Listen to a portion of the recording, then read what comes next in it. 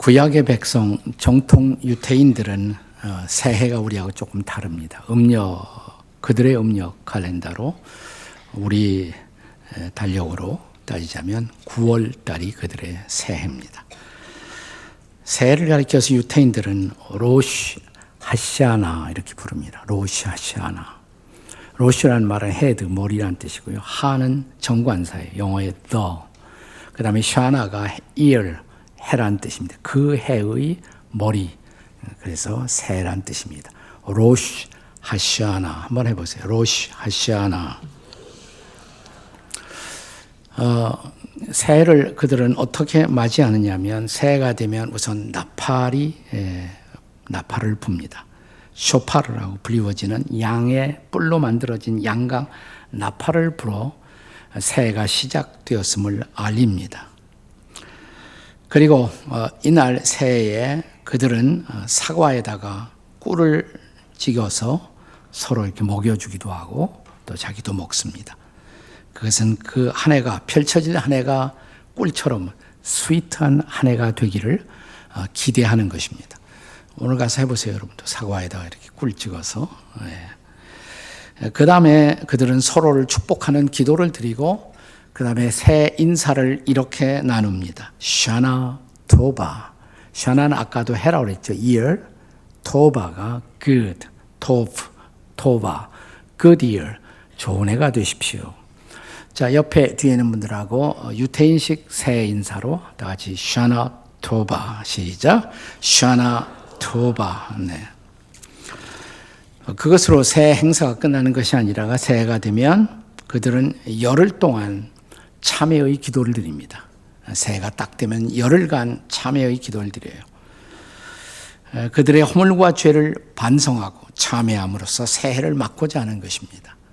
기도할 때 보통 그들은 그냥 회당에 가서도 기도하고 집에서도 기도할 수가 있지만 시냇가나 강, 흐르는 시냇물 강에다 거기다가 빵 조각 혹은 이파리를 띄우면서 그들의 모든 죄가 이렇게 다 떠나가도록 하나님 참여합니다라는 기도를 드립니다. 열흘간 해요. 우리 교회가 지금 새벽 기도회 열흘 동안 특별 새벽 기도회를 갖고 있는데 마찬가지로 이스라엘 백성들, 정통적인 유대인들은 열흘 동안 이렇게 참회의 기도 시간을 갖습니다. 열흘이 끝나는 날이 무슨 날이냐면 욤키퍼, 대속죄일이에요. 욤키퍼. 그리고 그 욤키퍼에 그들이 낭독하는 말씀이 바로 오늘의 본문이에요. 미가서 7장 18절 이하 20절의 말씀입니다. 그렇기 때문에 오늘 본문은 새해를 위한 말씀인 것입니다. 미래를 향한 약속, 이렇게 설교 제목이 되어 있지만 또 달리 말하면 새해를 향한 약속의 말씀이 바로 미가서 7장 18절 이하 20절입니다. 미카라는 선지자의 이름의 뜻이 여호와 같은 분이 누가 있겠는가? 주님 같은 분이 또 누가 있을까? 이런 뜻이라고 말했어요. 자, 그러니까 그들은 하나님이 누구인가를 묵상하면서 그 하나님에게 한 해를 의탁하고 새해를 출발하는 것입니다. 신앙생활의 여정에서 우리는 종종 방황을 하죠. 우리들의 방황, 그 원인이 뭘까? 우리들의 방황은 하나님을 잘 알지 못함에 있습니다. 우리 시대의 탁월한 신학자로 일컬어지는 제임스 패커, 영국 신학자인데 제임스 패커는 그가 쓴 명저 Praying이라는 기도라는 책에서 이런 말을 합니다. 우리가 충분히 기도하지 않는 이유, 이것은 하나님을 충분히 알지 못하기 때문이다. 우리가 하나님을 충분히 안다면 그분 앞에 나아가 기도하지 않을 수가 없다라고 말합니다. 그리고 우리가 알아야 할 하나님, 성경의 하나님을 알파벳의 P자, 영어의 P자로 8가지 P자로 성경의 하나님을 소개합니다. 첫 번째 P는 God is personal. 하나님은 인격적이시다. personal한 하나님이시다. 인격적이시다. 두 번째로 하나님은 God is plural. 하나님은 복수 하나님이시다. 신약적으로 말하면 삼위일체, 성부와 성자와 성령으로 계시는 하나님이시다. 세 번째로 perfect. God is perfect. 하나님은 완전하시다.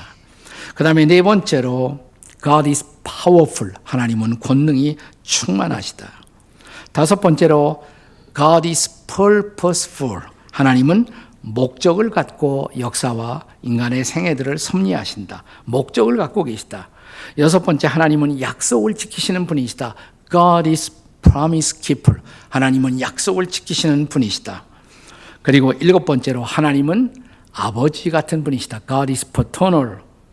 그리고 마지막 여덟 번째가 God is praiseworthy. 하나님은 찬양받을 만한 가치가 있으신 분, 찬양받기에 합당하신 분이시다. 성경이 증언하는 하나님이 그런 하나님이라는 거예요. 미가는 도대체 이런 하나님이 또 어디 있겠느냐, 그러면서 이 하나님이 우리에게 새해를 맞아 주시는 세 가지 약속을 소개합니다. 자, 우리의 미래, 밝아온 새해를 향해서 미가의 하나님의 세 가지 약속, 뭘까요? 그 첫째는 용서의 약속입니다. 다 같이 용서의 약속. 자, 오늘 본문이 시작되는 18절, 19절의 말씀을 함께 같이 읽겠습니다. 18절, 19절 시작. 주와 같은 신이 어디 있으리이까? 주께서는 죄악과 그 기업의 남은 자의 허물을 사유하시며 인애를 기뻐하심으로 진노를 오래 품지 아니하시나이다. 다시 우리를 불쌍히 여기셔서 우리의 죄악을 발로 밟으시고 우리의 모든 죄를 깊은 바다에 던지시리이다. 자, 이 말씀을 좀 더 현대적 번역이라고 할 수 있는 유진 피터슨의 메시지 성경으로 이 대목을 읽어보겠습니다. 같이 읽어요. 시작. 우리의 죄악을 말끔히 없애주시고 사랑하는 백성의 지난 죄들을 씻겨주시며 못 본 것으로 못 들은 것으로 해주십니다. 주께서는 노를 오래 품지 않으십니다. 주께서는 허물을 짓밟으시고 우리의 죄들을 대양 밑바닥에 가라앉혀 주실 것입니다. 아멘이십니까? 얼마나 완벽한 용서의 약속인지요. 주님의 용서하심, 이 약속이 없다면 우리는 아무도 미래를 향해서 담대히 나아가기가 어려울 것입니다. 그러나 이 약속은 아무나를 향한 약속이 아닙니다. 이 약속은 오직 주의 백성이 된 남은 자들을 향한 약속입니다. 용서의 특권, 죄사함의 특권, 이것은 하나님의 자녀들만이 누릴 수 있는 특권인 것입니다. 그렇다고 해서 우리가 용서받았다고 해서 우리가 용서의 특권을 남용해서는 안 되겠죠. 자, 왜냐하면 주께서 저와 여러분을, 우리를 용서하시는 이유, 왜 용서하실까요? 우리가 다시는 그 죄를 범하지 않고 새로운 미래를 살아갈 것을 기대하시기 때문입니다. 우리가 잘 아는, 그리고 종종 묵상하는 요한일서 1장 9절의 말씀, 우리 다시 한번 읽겠습니다. 다 같이 시작. 만일 우리가 우리 죄를 자백하면 그는 미쁘시고 의로우사 우리의 죄를 사하시며 우리를 모든 죄에서 깨끗하게 하실 것이요. 아멘. 네, 용서의 약속이에요.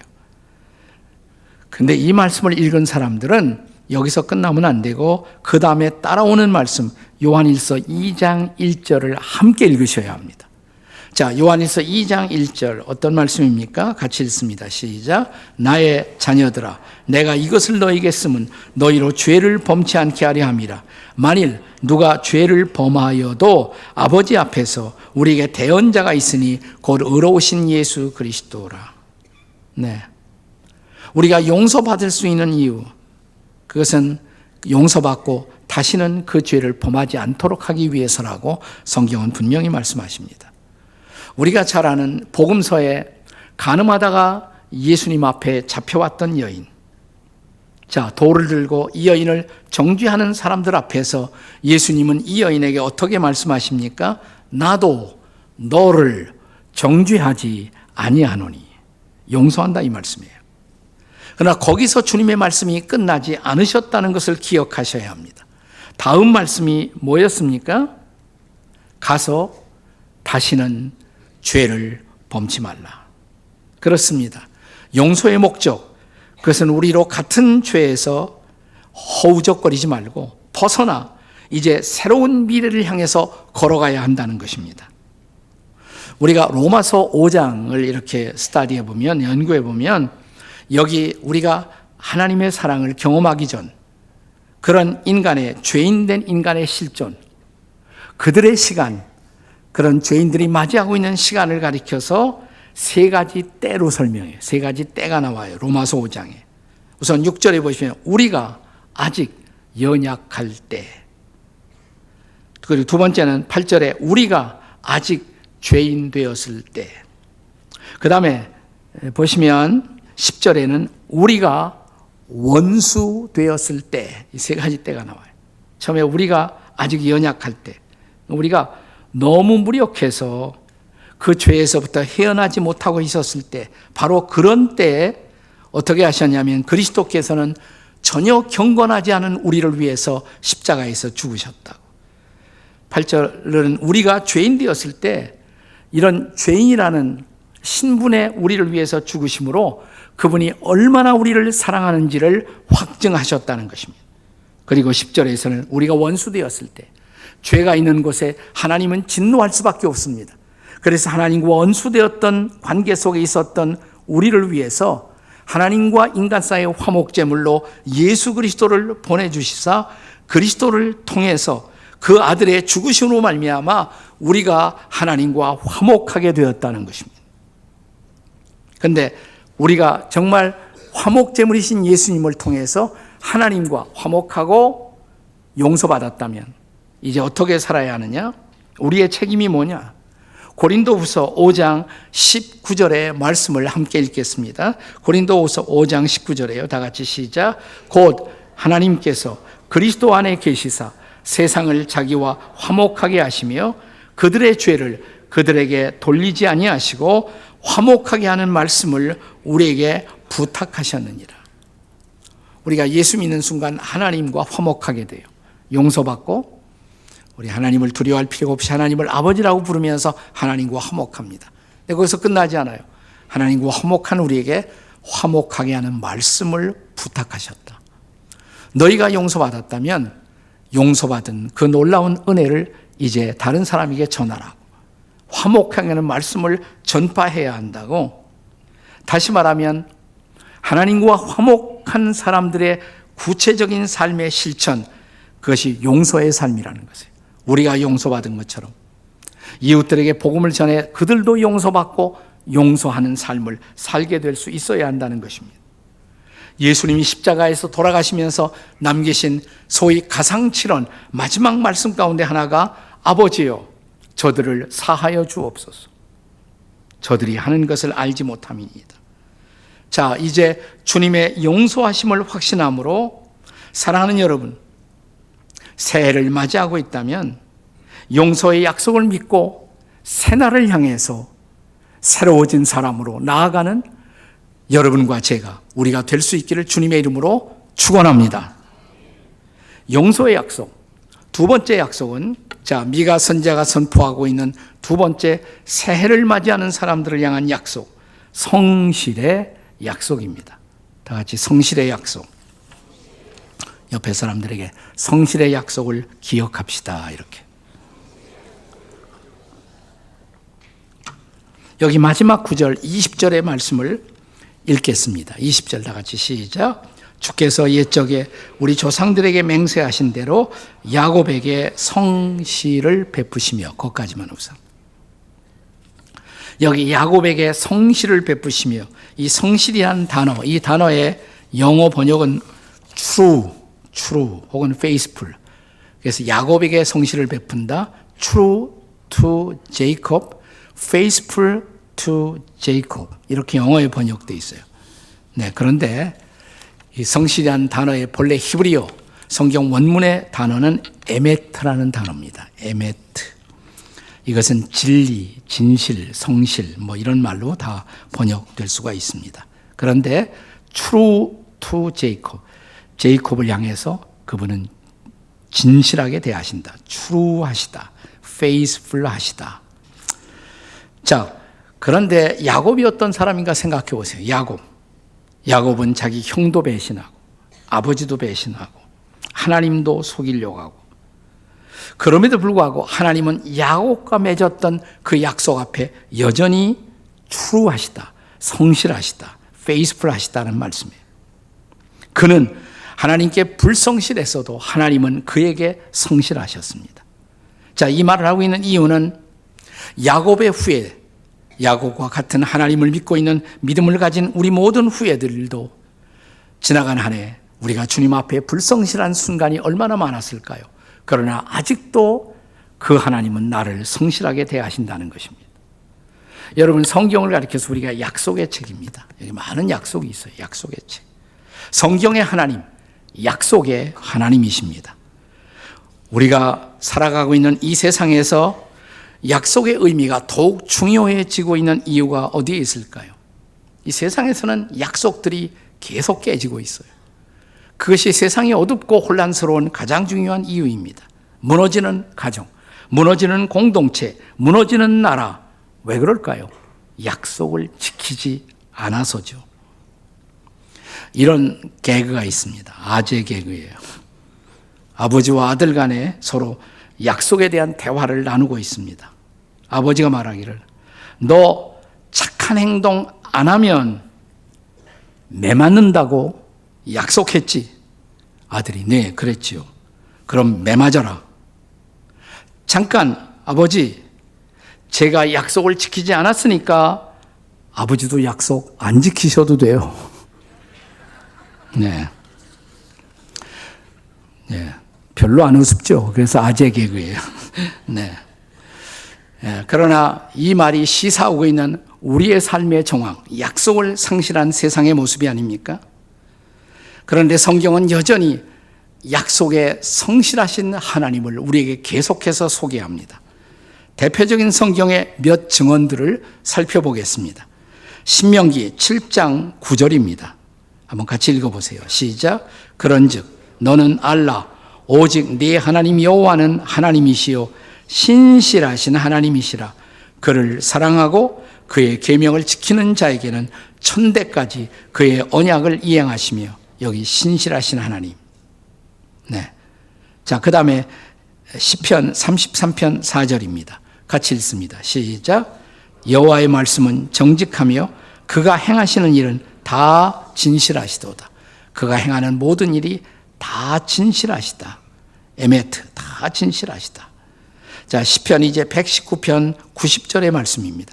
같이 읽습니다. 시작. 주의 성실하심은 대대에 이르나이다. 예레미야 애가 3장 22절 23절의 말씀입니다. 같이 읽습니다. 시작. 여호와의 인자와 긍휼이 무궁하심으로 우리가 진멸되지 아니함이니이다. 이것들이 아침마다 새로우니 주의 성실하심이 크도소이다. 이제 좀 신약을 볼게요. 신약에서는 성실하시다, 하나님은 에메트하시다. 이 단어가 신약에는 어떻게 표현되고 있는가? 디모데후서 2장 13절입니다. 같이 읽겠습니다. 시작. 우리는 미쁨이 없을지라도 주는 항상 미쁘시니 자기를 부인할 수 없으시리라. 여기 성실하다는 말이 신약 성경에 무슨 단어로 번역되었어요? 미쁘시다. 미쁘다는 말이 신실하시다, 성실하시다 이 말이죠. 고린도전서 1장 9절의 말씀입니다. 같이 읽습니다. 시작. 너희를 불러 그의 아들 예수 그리스도 우리 주와 더불어 교제하게 하시는 하나님은 미쁘시도다.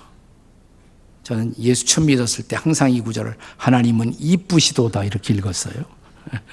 네, 미쁘시도다. 하나님은 신실하시다 이 말이에요. 자, 이제 데살로니가 후서 3장 3절의 말씀입니다. 같이 읽겠습니다. 시작. 주는 미쁘사 너희를 굳건하게 하시고 악한 자에게서 지키시리라. 아멘. 주님은 미쁘시사 신실하시다. 우리를 지켜주신다. 한 구절만 더. 히브리서 10장 23절의 말씀입니다. 같이 읽습니다. 시작. 또 약속하신 이는 미쁘시니 우리가 믿는 도리의 소망을 움직이지 말고 굳게 잡아.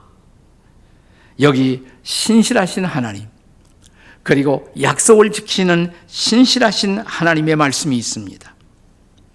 성실하지 못했던 야곱에게도 성실하게 대하신 그 하나님 오늘 저와 여러분에게도 지나간 한 해 비록 우리가 성실하지 못한 순간순간이 있어서도 여전히 우리를 성실로 대하시겠다고 말씀하십니다. 아멘이십니까?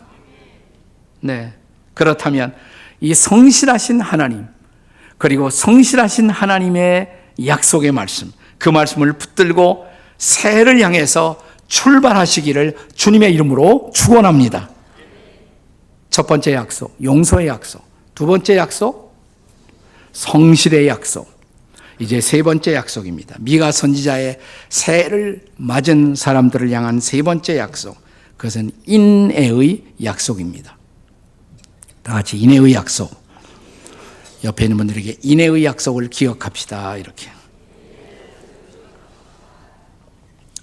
우리 미가서 7장 20절의 마지막 부분에 보시면 뭐라고 했어요? 아브라함에게 인애를 더하시리이다. 아브라함은 믿음의 조상이죠. 우리들의 믿음의 조상이에요. 자, 아브라함에게 인애를 더해 주신다. 여기 인애의 약속이 있습니다. 인애, 이것은 제가 전주에도 이 단어를 말했어요. 이 단어가 구약 성경에 아주 중요한 단어인데 이것을 구약 히브리 말로는 헤세드라고 한다. 생각나시죠? 헤세드. 이게 바로 인애라고 번역된 말이 헤세드. 번역하기 힘든 단어예요. 뭐 mercy로 번역할 수도 있고 영어로 grace, 뭐 kindness, 친절. 나 사실 이런 단어들을 다 의미들을 내포하고 그보다 더 큰 단어예요.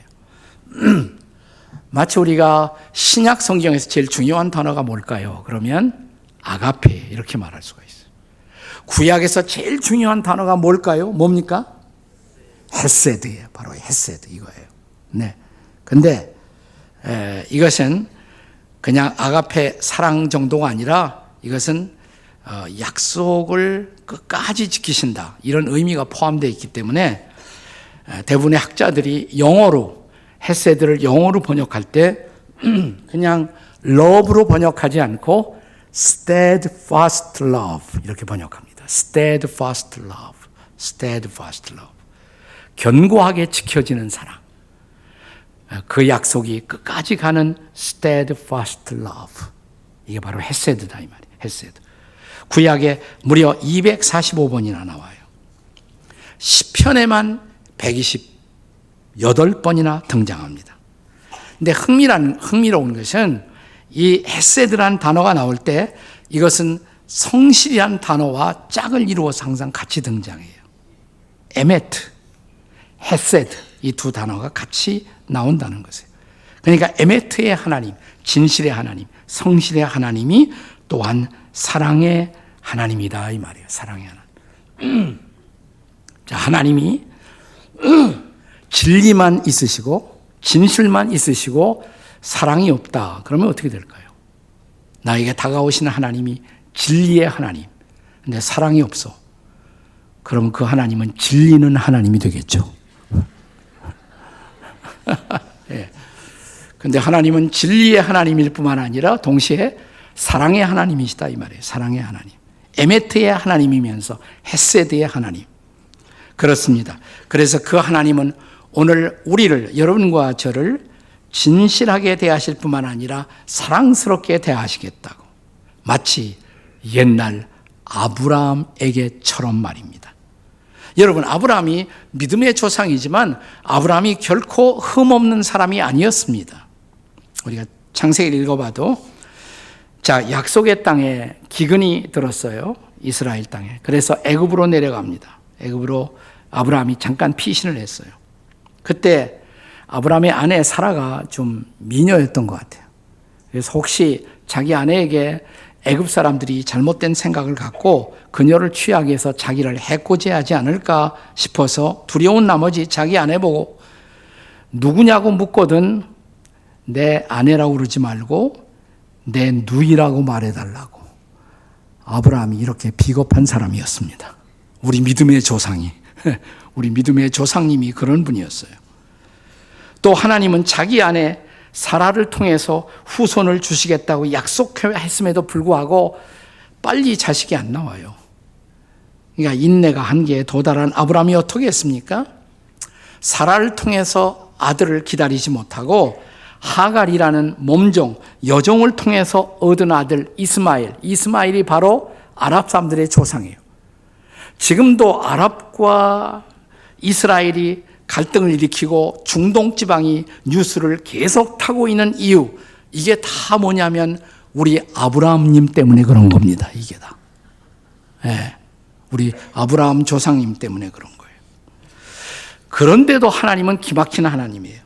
이런 아브라함에게서 믿음의 조상이라는 명예를 취소하지 않으시고 그를 인내하심으로 대하셨다는 것입니다. 왜냐하면 그와 더불어 맺은 약속이 있어요. 나는 약속하면 지킨다. 그 약속 때문에. 이것이 바로 하나님의 헤세드의 사랑, 그리고 인내하심의 사랑인 것입니다. 우리가 창세기에서 이 아브라함과 연관해서 이 단어가, 헤세드가 어떻게 사용되고 있는가를 잠시 알아보겠습니다. 아브라함이 자기 아내 사라에게 사람들이 묻거든 내 누이라고 말해달라고 부탁을 하는 장면에서 이렇게 말합니다. 창세기 20장 13절에서 이것이 그대가 내게 베풀 뭐예요? 은혜라고.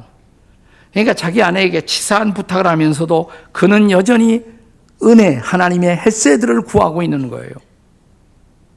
자, 아브라함에게 늙은 종이 있었습니다. 그 늙은 종이 이제 아브라함의 아들 이삭이 때가 되어서 신부감을 구하기 위해서 자기 종을 보냅니다. 아브라함이. 이 종이 떠나면서 자기 주인을 위해서 기도합니다. 자기의 미션, 주인의 아들의 아내 아브라함의 며느리를 잘 구해가지고 오도록 기도를 합니다. 이렇게 기도해요. 창세기 24장 12절에 내 주인 아브라함에게 은혜를 베푸시옵소서. 이 은혜가 바로 헤세드다 이 말이에요. 은혜를, 헤세드를 베푸시옵소서. 드디어 만났어요. 며느리감을 만났습니다. 리브가죠. 리브가의 집에 들어오라고 허락을 받고 들어가면서 너무 기뻐갖고 창세기 24장 27절에서 이렇게 기도합니다. 한번 같이 읽어보세요. 시작. 이르되 나의 주인 아브라함의 하나님 여호와를 찬양하나이다. 나의 주인에게 주의 사랑과 성실을 그치지 아니하셨사오며. 두 가지 단어가 나와요. 사랑과 성실. 뭘까요? 헤세드와 에메트. 헤세드와 에메트. 항상 같이 나온다 이 말이에요. 사랑과 성실을 그치지 않으셨사오니 감사합니다. 자, 이제는 시편에서 이 헤세드의 사랑이 어떻게 사용되고 있는가를 조금만 더 살펴보겠습니다. 시편 6편 4절의 말씀입니다. 같이 읽겠습니다. 시작. 여호와여 돌아와 나의 영혼을 건지시며 주의 사랑으로 나를 구원하소서. 여기 주의 사랑이 헤세드다 이 말이에요. 그 사랑으로 저를 구원해 주십시오. 그러니까 그분의 사랑은 구원하시는 사랑입니다. 시편 13편 5절의 말씀을 읽겠습니다. 같이 시작. 나는 오직 주의 사랑을 의지하였사오니 나의 마음은 주의 구원을 기뻐하였나이다. 내가 주의 사랑을 의지했습니다. 주님의 헤세드를 의지하고 저는 삽니다. 이 말이에요. 시편 17편 7절의 말씀입니다. 같이 읽겠습니다. 시작. 주께 피하는 자들을 그 일어나 치는 자들에게서 오른손으로 구원하시는 주여 주의 기이한 사랑을 나타내소서. 주님의 기이하신 사랑, 이 단어가 바로 뭘까요? 헤세드. 주님의 기이하신 사랑, 그 사랑을 저에게 나타내 주옵소서. 주님의 헤세드를 나타내 주옵소서. 바로 이 기이한 사랑, 이 원더풀 러브, 이 놀라운 사랑이 바로 헤세드의 사랑인 것입니다. 자, 시편 21편 7절의 말씀입니다. 같이 읽겠습니다. 시작. 왕이 여호와를 의지하오니 지존하신 이의 인자하심으로 흔들리지 아니하리이다. 왕도 한 나라를 제대로 통치하려면 하나님을 의지해야 한다는 것을 알았어요. 그래서 믿음의 왕들은 늘 하나님을 의지합니다. 왕이 여호와를 의지하오니 지존하신 분의 인자함으로 흔들리지 아니하리이다. 자, 나라를 통치하는 사람들에게는 얼마나 많은 위기가 있습니까? 지금 이 나라에도 얼마나 많은 위기가 있습니까? 이 나라의 위정자들에게 얼마나 많은 흔들림이 있습니까? 그들에게도 이 기도가 필요하지 않습니까? 지존하신 분의 헤세드, 그 인자하심으로 흔들리지 아니하리이다. 우리가 흔들리지 아니하는 한 해를 살아가기 위해서 이 한반도에게 베풀어질 하나님의 헤세드, 그 헤세드가 부어지기를 주님의 이름으로 축원합니다. 이 나라의 위정자들이 주님의 헤세드를 의지하게 되기를 기도하십시다. 중보하십시다. 이런 헤세드의 사랑, 이 헤세드의 약속, 이 약속으로 충만한 새해, 그래서 저와 여러분도 흔들릴 수밖에 없는 세상 한복판 속에서 그 헤세드의 사랑을 의지하고 흔들림이 없이 한 해의 발걸음을 옮겨가게 되시기를 주님의 이름으로 축원합니다. 이 에메트와 헤세드의 은혜가 여러분의 가정, 여러분의 사업, 우리의 일터, 우리가 살고 있는 한반도 이 땅 위에 부어지기를 주님의 이름으로 축원합니다. 샤나 토바. 자, 우리 세 사람 이상씩 옆에 있는 사람들에게 샤나 토바. 이렇게 했는데도 나가다 말고 샤나 토바가 뭐지 또? 예, 좋은 해가, 좋은 한 해가 되십시오. 샤나 토바, good year, 좋은 한 해가 되십시오. 다시 샤나 토바, 샤나 토바. 기도하시겠습니다.